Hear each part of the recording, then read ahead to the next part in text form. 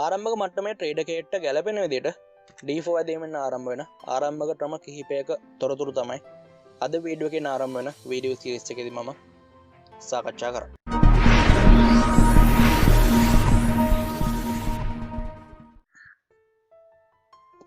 Sinhala chess pasal chess academy YouTube channel එකට අදත් මම chess යාළුවෝ ටික සාදරයෙන් පිළිගන්නවා. ඉතින් අපි කලින් වීඩියෝ එකේදී සාකච්ඡා කරා online chess play කරන්නේ කොහොමද chess.com ඊට පස්සේ live chess වගේ website වල register වෙලා අලුතෙන් account එකක් හදාගෙන කොහොමද play කරන්න කියලා අපි දල වශයෙන් සාකච්ඡා කරා. ඉතින් අද වීඩියෝ එකේදී අපි D4 ඇදීම ගැන පොඩ්ඩක් ගැඹුරින් සාකච්ඡා කරන්න හිතුවා. ඒකට හේතුව තමයි ගොඩක් අය අවතක්සේරු කරන ඇදීමක්. ඇත්තටම D4 කියලා කියන්නේ ලංකාවේ ගොඩක් ක්‍රීඩකයෝ ප්ලේ කරන ඇදීමක්. මම ඒ අදහසින් නෙමෙයි අවතක්සේරු කරනවා කියලා කිව්වේ.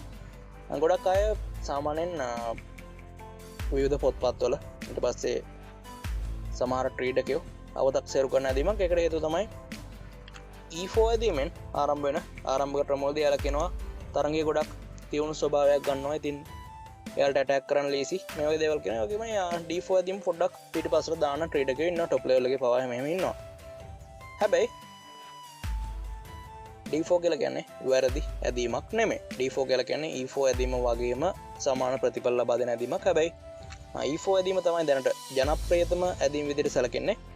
ඒ වුණාට D4 කියලා කියන්නේ ඒ වගේම එක හා සමාන ප්‍රතිඵල ලබා දෙන ඇදීමක්. එකම වෙනසකට තියෙන්නේ E4 ඇදීම තරමක් ඉක්මනින් ක්‍රීඩා කරන්න අපිට අවස්ථාව සලසනවා. හැබැයි D4 ඇදීමේදී 95% විතර අපිට ලැබෙන්නේ මන්දගාමී තරඟයක්. හැබැයි හැම ආරම්භක ක්‍රමයේදීම මේ දේ මෙහෙම වෙන්නේ නැහැ. සමහර ආරම්භක ක්‍රම දිනවා ඉක්මනටම සුදු පිල්ලට ඇටැක් එකක් අරගෙන යන්න පුළුවන් කිං සයිඩ් එකකින්. ඉතින් ගොඩක් තියුණු පිහිටීම් තමයි අපිට ලැබෙන්නේ. සමහර ආරම්භක ක්‍රම දිනවා ඉතින් හරිම ස්ලෝ එකේ ප්ලේ කරලා ස්ට්‍රැටජිකල් ගේම් එකක් කරගෙන ප්ලේ කරන්න පුළුවන්. ඉතින් ආරම්භක මට්ටමේ ඉන්න ට්‍රේඩර් කෙනෙක්ට D4 ඇදීම රෙකමන්ඩ් කරන්නේ නැත්තේ ගොඩක් වෙලාවට E4 ඇදීමේදී අපිට ලැබෙන පිහිටීම් ගොඩක් ටැක්ටික්ස් වලින් බහුලයි. ඉතින් එතකොට අපිට අර ආරම්භක මට්ටමේදී සැකසෙන්න ඕන අඩිතාලම සකසගෙන ඉදිරියට ගමන් කරන්න පුළුවන් හින්දා තමයි E4 ක්‍රීඩා කරන්න කියලා ගොඩක් පුහුණු කරුවෝ එහෙම තමන්ගේ ශිෂ්‍යයන්ට කියන්නේ. හැබැයි D4 ඇදීම ක්‍රීඩා කළ බලන්නේ කිසිම වරදක් තියෙන ඇදීමක් නෙමෙයි. මෙතෙන්දී කළුපිලට ප්‍රධාන වශයෙන් ඇදීම් දෙකකින් පිළිතුරු දක්වන්න පුළුවන්. එක ඇදීමක් තමයි knight f6 ඇදීම. ඊට අමතරව D5 ඇදීම try කරන්න පුළුවන්. මේ ඇදීම් දෙකේ නිර්වදිතාවය ගත්තට පස්සේ ගොඩක් වෙලාවට මේ ඇදීම් දෙකම එක හා සමානව ගමන් කරනවා. ඉතින් අපි අපේ 2019 පවර් බුක් එක කම්පෙයාර් කරොත් මෙතෙන්දී කියනවා knight f6 ඇදීම D5 ඇදීම වගේ දෙගුණයක් විතර ඉදිරියෙන් ඉන්නවා කියලා. වැඩිපුරම ක්‍රීඩා වෙලා තියෙන knight f6 ඇදීම මේ පිහිටීමේදී 2019 පවර් බුක් එක කරනවා. හැබැයි එහෙම කිව්වට D5 කියලා කියන්නේ කිසිම වැරද්දක් තියෙන ඇදීමක් නෙමෙයි. කලුපිල මේ පොසිෂන් එකේදී අපි හිතමු D5 ඇදීම ක්‍රීඩා කරා කියලා. මෙතෙන්දී අපිට ඇදීම් කිහිපයක් try කරන්න පුළුවන් සුදු පිළ විදිහට. එක ඇදීමක් තමයි knight f අපේ knight වරාව ඩෙවලොප් කරන. ඊට අමතරව G3 ක්‍රීඩා කරන්න පුළුවන් අපිට. අපේ F1 කොටු වෙන බිෂප් වරාව G2 කොටුවට දාලා ෆියන් චෙට්ටෝ කරලා කිං සයිඩ් එකෙන් කාසල් කරලා මේ H1 A8 ඩයගනල් එක මත පීඩනයක් කෙල කරලා සාමාන්‍ය ගේම් එකක් ගන්න. ඊට අමතරව සුදු පිළට උත්සාහ කරන්න පුළුවන් තවත් එක වේරියේෂන් එකක් තමයි බිෂප් G5 ඇදීමෙන් ආරම්භ වෙන ක්‍රොම්පෝස්කි ඇටැක් එක. ඒ වගේමයි ප්‍රධානම ඇදීම වෙන මේ පොසිෂන් එකේදී C4 ඇදීම. ඊට අමතරව වෙනත් ඇදීම් try කරන්න පුළුවන්. එනකොට ඒවා චලම ක්‍රීඩා කරන්න සුදුසු මට්ටමේ ආරම්භක ක්‍රම විදිහට සලකන්න අමාරුයි.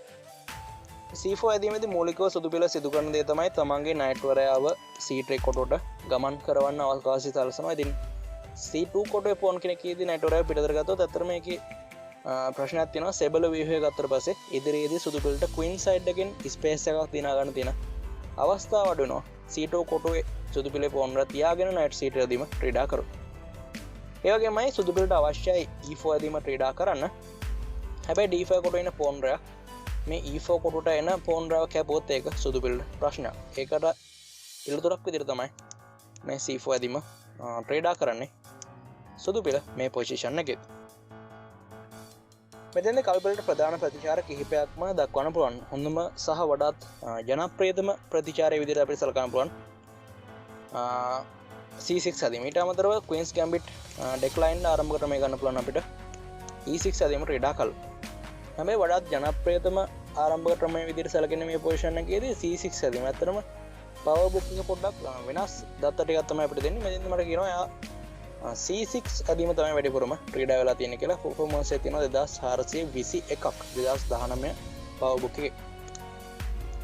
ඉතින් මේ පොසිෂන් එකේදී අපි බලමු දැන් C6 ඇදීමෙන් ආරම්භ වෙන ආරම්භ ක්‍රමයක් වෙන ස්ලෝ ඩිෆෙන්ස් එක ගැන.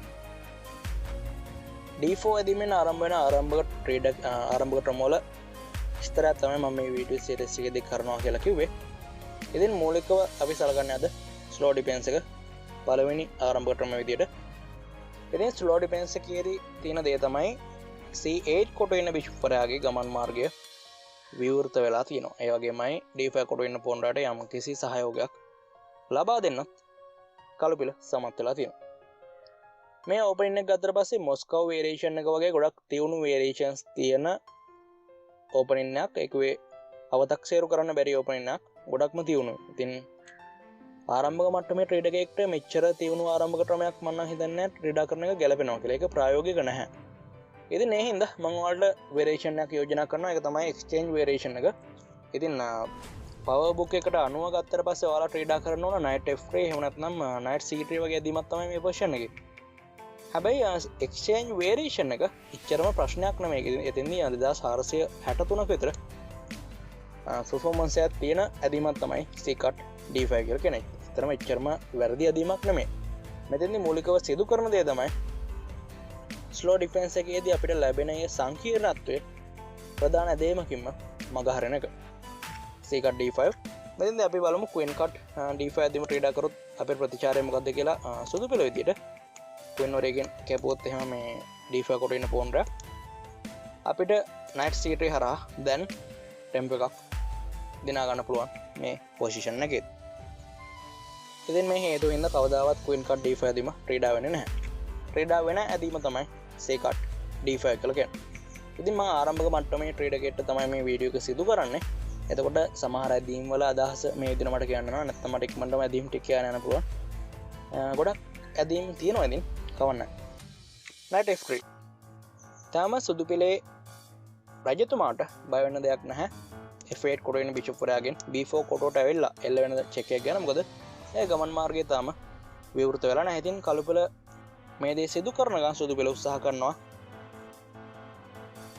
තමන්ගේ රජතුමාව කිං සයිඩ් එක පැත්තෙන් කාසල් කරන්න. knight F6 කළු පෙළේ උත්සාහයත් ඒකමයි. ඒ වගේමයි යා මෙතනදී E4 කොටුව ඇටැක් කරලා තිනවා. ඉතින් මේ E4 කොටුවේ පාලනය දැන් සුදු පෙළ වැඩි අවධානයක් යොමු කරලා කරන්න ඕන දෙයක්. ඉතින් ඒක ට්‍රේඩ් කරනවා knight C3. knight D2 trade කරපුවා. හැබැයි knight D2 ට්‍රේඩ් කරොත් මෙතෙන් තියෙන ප්‍රශ්නේ තමයි ඔයාලට පේනවා knight D2 ඇදීම ට්‍රේඩ් කරාම C1 කොට වෙන්න බිෂප් වරයාගේ ගමන් මාර්ගය අවහිර වෙනවා. ඉතින් ඒ හින්දා අපිට knight D2 ඇදීම ට්‍රේඩ් කරන්න බෑ. knight B D2 ඇදීම C1 කොට වෙන බිෂප් වරයාගේ ගමන් මාර්ගය අවහිර වෙන නිසා. ඉතින් මේවා මූලික මට්ටමේ අදහස් විදිහට තමයි මට සලකන්න පුළුවන්. ඒ වුණාට මම මේ ටික කියන එක වැදගත් කියලා හිතනවා. මොකද සමහර ප්ලේයර්ස්ලා ඉන්නවා මේ වගේ ඇදීම් ට්‍රේඩ් කරන ආරම්භක මට්ටමේ. ඉතින් knight C3. දැන් knight C3 ඇදීම ට්‍රේඩ් කරාට පස්සේ E4 කොටුවට කලබල එල්ල කරලා තිබා යම්කිසි පීඩනයක්. දැන් මේ පීඩනය මගහැරලා තිනවා. සුදු පෙළට හොඳ පොසිෂන් එකක් තියෙනවා. ඉතින් තමන්ගේ knight ඔර ඩීලොප් කරලා තින්නේ. සෙන්ටර් එක හොඳට පාලනය කරනවා. ඒ වගේමයි කළු පෙළට මෙතනදී කිසිම ප්‍රශ්නයක් නැහැ. තමන්ගේ ඉත්තෝ ඩෙවලොප් කරලා තියෙනවා. ඉතින් knight C6 ට්‍රේඩ් කරනවා කළු පෙළ. දැන් ඔයාලට පේනවා දෙපෙළම ට්‍රේඩ් කරනවා ගොඩක් තාර්කික විදිහට. දෙපෙළම knight ඔරු ඩෙවලොප් කරලා තිනවා. සෙන්ටර් එක සමානයි. සෙන්ටර් එකේ සාමාන්‍ය පීඩනයක් තියෙන දෙපෙළටම. ඒ වගේමයි knight ඔරු හතර දෙනාව දැන් ඉන්නේ chess board එකේ සෙන්ටර් එකට ඉතාමත් ආසන්නේ. ඉතින් සාමාන්‍ය ගේම් එකක් අපිට දෙපෙළම විදිහට ගන්න පුළුවන්. උදාහරණයක් කළු පෙළ එහෙම නැත්නම් සුදු පෙළ විදිහට. මෙතින්ද අපි ට්‍රේඩ් කරන්නේ bishop F4 ඇදීම. අපි මූලිකව B8 කොටුව පාලනය කරනවා. ඒක ගොඩක් වැදගත්. ඒ වගේමයි bishop වරයා ගත්තට පස්සේ ගොඩක් ක්‍රියාකාරීත්වයක් වැඩිපුරම ක්‍රියාකාරීත්වයක් දක්වනවා F4 කොටුවේදී. ඉතින් මෙතනදී කළු පෙළ ප්‍රතිචාරය දක්වනවා bishop F5 ට්‍රේඩ් කරලා බලන්න F5 කොටුවේ සහ F4 කොටුවේ ඉන්න bishop දෙදෙනා මේ දෙදෙනාම ගත්තට පස්සේ ගොඩක් ක්‍රියාකාරීත්වය පිහිටීම ගොඩක් සමානයි. කිසිම ඉත්තන් අතින් ගත්තට පස්සේ වෙනසක් නැහැ. හරිම සමාන පොසිෂන් එකක්. හැබැයි අපි නිතරම උත්සාහ කරන්න ඕන මේ වගේ සමාන පිහිටීමකින් ඉක්මනටම අත්මිදිලා යම්කිසි වෙනස්කමක් chess board එක මත ඇති කරන්න. හැබැයි සුදු පෙළේ ඊළඟ ඇදීම් ටිකත් මේ වගේම සමාන ඇදීම්ටියත් තමයි එයා ක්‍රීඩා කරනවා ඊට්‍රේ ඇදීම තමන්ගේ F1 කොටු වෙන්න බිෂප්වරයාගේ ගමන් මාර්ගය විවෘත කරන්න. ඉතින් කලුපෙළ ක්‍රීඩා කරනවා E6 ඔයාලට පේනවා පිහිටීම ගොඩක් සමානයි. නයිට්වරු දෙදෙනෙක් පිටතට ඇවිල්ලා ඉන්න සුදු පෙළේ ඒ වගේමයි කලුපෙළෙත් බිෂප්වරු දෙදෙනෙක් ඇවිල්ලා තිනවා සුදු පෙළේ ඒ වගේමයි කලුපෙළේ බිෂප්වරු දෙදෙනෙක් වේ කලුපෙළේ සහ සුදු පෙළෙත් එක්ක. ඉතින් සුදු පෙළේ බිෂප්වරෙක් සහ කලුපෙළේ බිෂප්වරෙක් ඒ වගේමයි පෝන්වරු දෙදෙනෙක් එකම සෙබළු ව්‍යුහය හදලා තිනවා දෙපෙළෙම. ඉතින් අනම සමාන පිහිටීමක්. දැන් අපි කොහොමද මේ සමතුලිතතාවය බෙදහලන්න අපි ක්‍රීඩා කරන්න පුළුවන්. බිෂප් B5 ඇදීම knight C6 ක්‍රීඩා කරලා කලුපෙළ තමයි knight වරයාව ඩිවලොප් කරා. දැන් යාව අපි බිෂප් වරයා මාර්ගයෙන් පින් කරනවා. මෙතෙන්දී වේරියේෂන්ස් කිහිපයක් අපිට සලකන්න පුළුවන්. එකක් තමයි rook C8 ඇදීමෙන් ආරම්භ වෙන වේරියේෂන් එක knight වරයාට ආරක්ෂාව හොයන්න. මෙතෙන්දී අපිට පුළුවන් තියුණු පිහිටීමක් ගන්න. queen A4 ක්‍රීඩා කරලා මෙතනදී අපි තර්ජනයක් සිදු කරනවා A7 කොට වෙන pawn රාව කපන්න. ඉතින් ඒක නවත්වන්න නම් එයා ක්‍රීඩා කරනවා knight D7 වගේ ඇදීමක්. දැන් bishop cut C6 ඊට පස්සේ rook cut C6 ඇදීමට පස්සේ අපි හිතන දෙයක් තමයි A7 කොට වෙන්න pawn රාව අපිට පහසුවෙන් ගන්න පුළුවන් කියලා. අතරම ගන්න පුළුවන්. හැබැයි ඔයා දැන් සාකච්ඡා කරන ඇදීම් ටික දන්නේ නැත්නම් ආට ගොඩක් වෙලාවට අවාසියක් තමයි සුදු පෙළ විදියට ලැබෙන්නේ. ඉතින් මෙතනදී පළවෙනි ඇදීම තමයි queen C8 B7 කොටුව ආරක්ෂා කරනවා. ඒ වගේමයි rook A6 තර්ජනය සිදු කරනවා. මෙතෙන්දී අපි අපේ queen වරිය ගැන හිතන්නේ නැතුව ක්‍රීඩා කරොත් වෙන දේ තමයි අපිට අපේ queen වරිය අහිමි වෙන එක. ඒක මම කිව්වේ නිතරම ඔයාලා ක්‍රීඩා කරන්න ඕන ඇදීම මේ වේරියේෂන් එකේදී දැනගෙන ඉන්න ඕන කියලා. උඩ තියෙන වේරියේෂන් එක queen A5 C3 කොටුවෙන් knight වරයාව ආරක්ෂා කරනවා. ඒ වගේමයි rook A6 හරහා queen වරිය අහිමි වෙන තිබ්බ සුදු පෙළට ඒ තර්ජනය වළක්වනවා. rook A6 queen attack කරනවා. queen ගමන් කරනවා C7 කොටුවට. දැන් මෙතෙන්දී අපි queen exchange කරන්නේ අපිට ක්‍රීඩා කරන queen A8 කළු පෙළ විදියට නැවත තර්ජනයක් සිදු කරනවා rook C6 ඇදීම හරහා. දැන් අපි ක්‍රීඩා කරනවා king side castle එක. ඇත්තටම අපි අපේ queen වරිය අමතක කරා නේද මේ පොසිෂන් එකේදී. අපි බලමු. මෙතෙන්දී අපි කළු පෙළ විදියට ඇදීම් දෙකක් ප්‍රධාන වශයෙන් ක්‍රීඩා කරනවා. එක ඇදීමක් තමයි bishop D3 කියලා කියන්නේ. rook F1 කොටුව ඉන්න rook වරයාව attack කරනවා. ඒ වගේමයි B5 කොටුව අපි attack කරලා තිනවා. ඉතින් rook F C1 තමයි සුදු පෙළ ක්‍රීඩා කරන්නේ. දැන් rook C6 ක්‍රීඩා කරාම අපි මොකද කරන්නේ? මෙතෙන් අපිට පුංචි ටැක්ටික් එකක් භාවිතා කරන්න පුළුවන්. මේ ටැක්ටික් එක තමයි knight cut D5. ඉතින් මෙතනදී කළු පෙළ අපේ queen වරේ කැපුවොත් rook වරයා මගින් අපිට පුළුවන් අපේ knight වරයාගෙන් මේ rook වරයාව කපලා queen වරේ දිනා ගන්න. කළු පෙළේ fork එකක් මගින්. ඉතින් මේ හේතුව නිසා මේ දේ ක්‍රීඩා කරන්න බැහැ කළු පෙළට මේ පොසිෂන් එකේ. එයා ක්‍රීඩා කරනවා E cut D5 ඇදීම. ඉතින් E cut D5 ඇදීම ක්‍රීඩා කරාම අපි ක්‍රීඩා කරන්නේ rook cut C6 ඇදීම. අපි අර පිහිටීම තිබ්බ සංකීර්ණත්වය දැන් පොඩ අඩු කරලා තියෙනවා. B cut C6 ඊට පස්සේ knight E5. ඉතින් අපි දැන් තරමක පීඩනයක් එල්ල කරනවා කළු පෙළේ පිහිටීම මත. knight cut E5 ඇදීම අනිවාර්යයි. මොකද knight වරයා විශාල හානියක් සිදු කරන්න පුළුවන් E5 කොටුවට ආපු. queen cut E5 check. දැන් ප්‍රධාන වශයෙන් ඇදීම් දෙකක්. එකක් තමයි bishop E7. මෙතෙන්දී G7 කොටුවේ ඉන්න pawn රාව අහිමි වෙනවා. ඉතින් සාමාන්‍යයෙන් හොඳ පිහිටීමක්. ඉතින් අපි sacrifice කරා bishop කෙනෙක්. ඒ bishopට ලැබෙන pawn රු තුන් දෙනා ගත්තට පස්සේ ගොඩක් හොඳ පොසිෂන් එකක් සුදු පෙළට. හැබැයි ඉතින් කම්පියුටර් version එක කියන්නේ මෙතන කළු පෙළට හොඳ ගේම් එකක් තියෙනවා කියලා පොඩි ඉජ්ජයක් තියෙනවා කියලා. හැබැයි ප්‍රායෝගිකව ගත්තට පස්සේ මේ පිහිටීම ගොඩක් සුදු පෙළට ඇක්ටිව් විදිහට ක්‍රීඩා කරන්න පුළුවන් පිහිටීමක්. ඒ වගේම king D7 ඇදීම. මේක තමයි ක්‍රීඩා කරන්න පුළුවන් ඇදීම විදිහට සලකන්න පුළුවන්. දැන් queen C7 check king E8 rook C1 ඇදීමට පස්සේ C6 කොට වෙන්න pawn රත් කළු පෙළට අහිමි වෙනවා. ඒ වගේමයි විවිධ තර්ජන තියෙනවා කළු පෙළට මේ පිහිටීමේදී ක්‍රීඩා කරද්දී මුහුණ දෙන්න. ඒ අපි සාකච්ඡා කරේ bishop D3 ඇදීම. ඊට අමතරව rook C6 ඇදීමත් try කරන්න පුළුවන්. මෙතෙන්දී knight B5 තමයි අපි try කරන්නේ. අර fork එක එල්ල කරන්න. ඉතින් සාමාන්‍යයෙන් ගේම් එකක් තියෙනවා සුදු පෙළට. try කරලා බලන්න මේ variation එක. ඒ වගේමයි අපිට සලකන්න පුළුවන් තව එක variation එකක් bishop B4 ඇදීම. මෙතෙන්දී අපිට පුළුවන් queen A4 ක්‍රීඩා කරන්න. ඒ වගේම යා ක්‍රීඩා කරොත් bishop D6 ඇදීම අපේ A4 කොට වෙන bishop වරයාව attack කරන අපි ක්‍රීඩා කරනවා knight E5 ඇදීම.